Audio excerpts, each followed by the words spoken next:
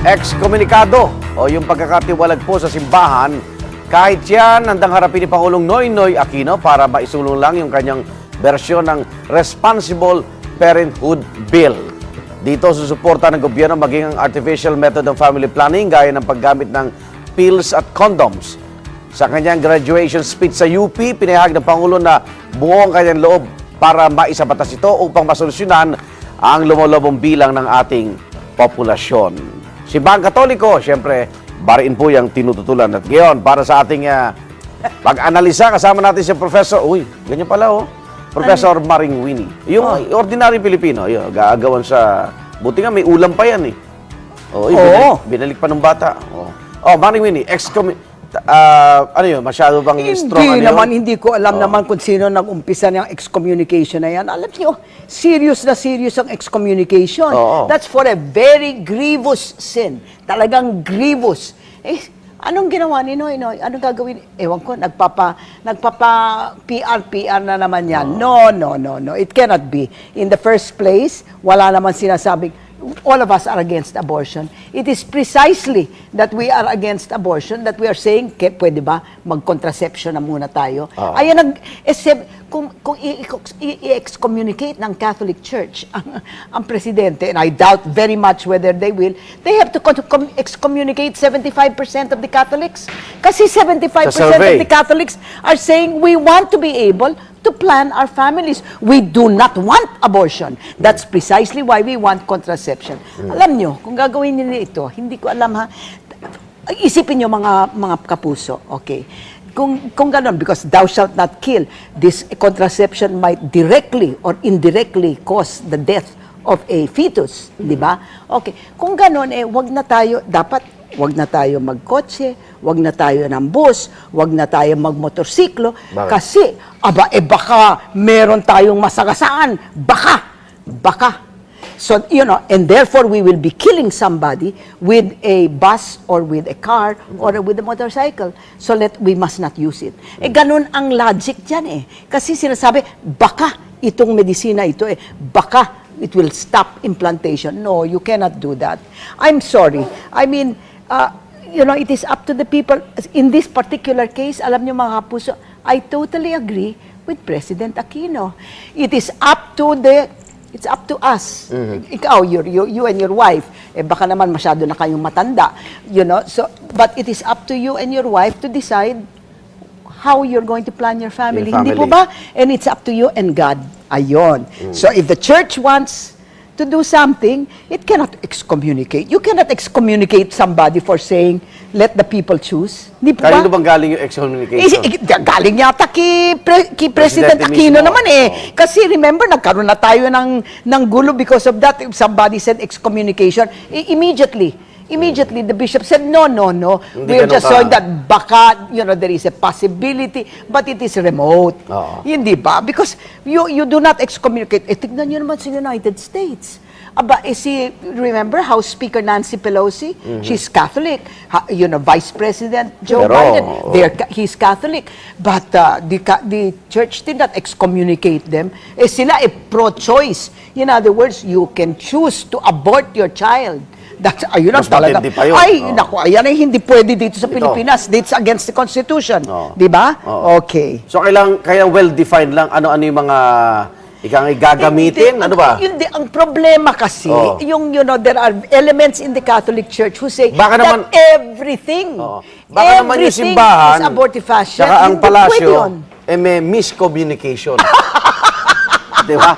Okay, sa punto dito, makakaparayan natin si Father Alfred Pascual, Executive Director ng Caritas Manila at Presidente ng Radyo Veritas. Father, good morning po. Good morning, Father. Magandang umaga, Maring Winnie. Happy Easter, Igan. Is there any possibility of excommunication, Father Anton? Wala, no excommunication, talaga? siyempre. Walang Catholic naman si Presidente Pinoy, di ba? Maring Winnie, tsaka Igan, there's an ongoing dialogue ngayon between Malacanang and the Catholic bishops. And they're trying to have a common ground to meet yung sa issue ng Archbill, without compromising our principles. In other words, Father Anton, Nobody is talking about excommunication. Nobody's talking All right. about it. So how did this come about? Because I mean, all of a sudden, did President Aquino say, I am Sa ready to ambush face yata, excommunication? Ganun ba yun? Alam mo naman yung ating mga media partners nasa media tayo Mini-media spin na naman tayo tungkol sa issue ng excommunication Okay. Actually, Oh, galing yata sa ambush interview kay Pangulo. Para bang isa sa mga Definitely. ano lang niya eh.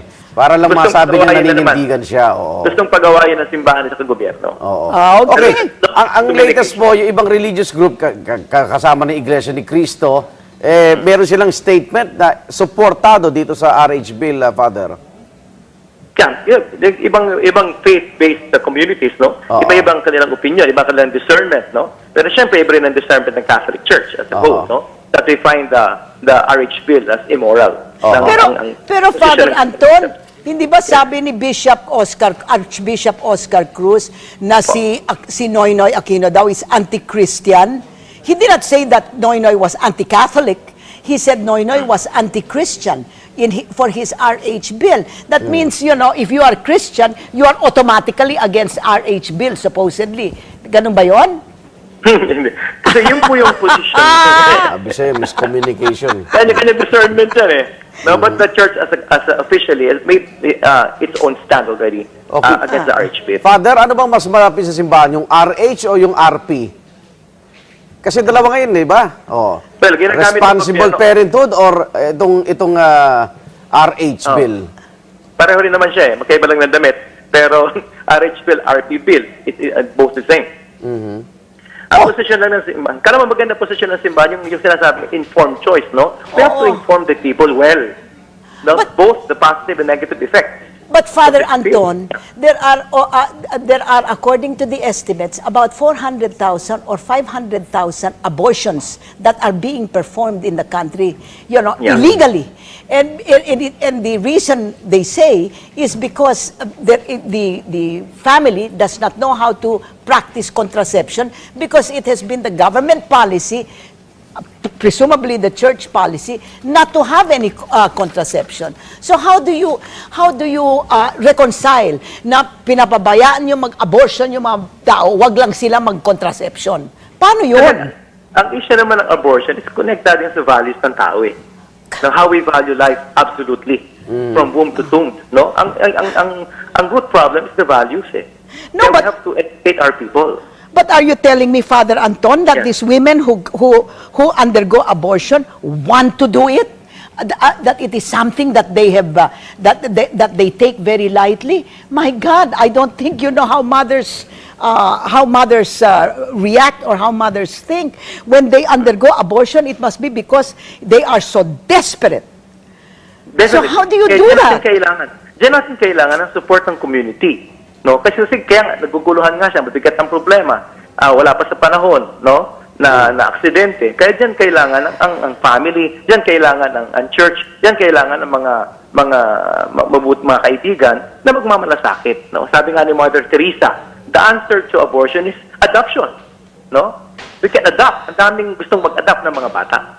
Wala namang problema dun So Father Anton, you are saying that the church is prepared to adopt any child in the Philippines who is conceived without the desire of the parents. Aba, sabihin niyo po 'yon. Kailangan that should be all of you who have an unwanted child, please go to the Catholic Church. They will support you. They will support you. We will take care of the child. We will take care of the mother. Okay. Is that official? Yes, official. That I've never heard that before kasi Because that's what I said. Narinig lang natin sa Kapuso yan, Tatanggapin ng simbahan ang mga bata, ang mga nanay, tutulungan natin. At i-adapt natin ang mga bata, tutulungan natin ang mga nanay. Okay. Now that's a fair choice. Okay, Father, Kapuso. hanggang kailan yung dialogue, Father? Ngayon po, ongoing po ang dialogue ng Malacanang at ng CBCP, leadership, no? In order to come out with a common position paper, no? Okay. Pareho naman kasi na responsible parenthood, no? everybody wants responsible parenthood. No? Kailan nagkakasalo lang dun sa means? Kasi ang simbahan is only for natural. Sa bagay, One, pagbukas- one last question, Father Anton. Yes, You're ma'am. talking about 400,000 to 500,000 abortions a year. Yes. What are the mechanisms of the church to be able to take care of 400,000 to 500,000 newborn babies? Are you going to put up these very huge orphanages Ampunan. or adoption centers or whatever? How much money are you setting aside for this, Father? Magugulat po tayo. Marami pong mga Catholic families and Catholic couples that are willing to adopt the children, no? Just to give them a decent home and not be subject to abortion. Marami pong unang-unang mga Katolikong pamilya. Maguunahan po yan. That's Okay. great. What a great idea. Sa bagay, Father, pagdating naman ng opening ng session no, ng Congress, uunahin nila abortion ni Merceditas Gutierrez. Yung Yeah. paglaglag sa ombudsman kaysa itong RH bill. Yan, Okay, maraming salamat. Father. Thank you. God bless. Happy God Easter. bless. Father Anton Pascual. Kasi kailangan Senate version yan. Di ba? Hindi na puro House. Unahin muna nila abortion Okay. kay ano. Thank you. Si Father Anton Pascual Talaga. ng Caritas Manila. Okay. Maring Winnie, maraming Okay, salamat. Maraming salamat.